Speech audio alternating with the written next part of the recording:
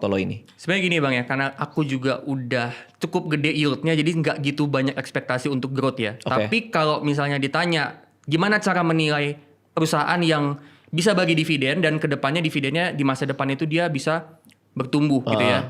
Itu sebenarnya gini, prinsipnya itu ada dua Bang, 2 poin. Yang pertama itu cash is king and cash flow is queen Bang. Jadi ada cash is king dan cash flow is queen. Jadi gue ketika ngeliat perusahaan, gue pakai 2 prinsip ini. Gue akan lihat dari segi laporan keuangan itu kan gue pasti baca ya Bang ya.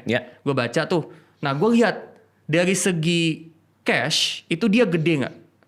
Dan cash ini dia bisa bayar utangnya nggak? Dia punya utang, dia punya pinjaman, dia punya liabilities, itu bisa dibayar nggak dengan cashnya?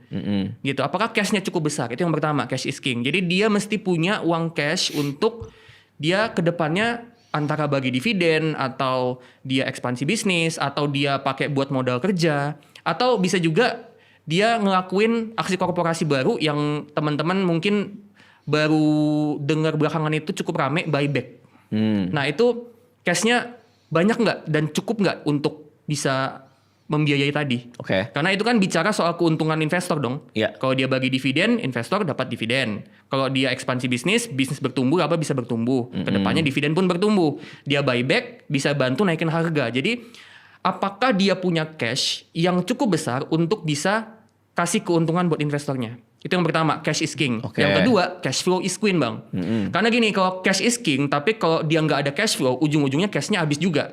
Jadi perlu ada cash flow untuk ngebantu cash itu ngasih keuntungan ke investor.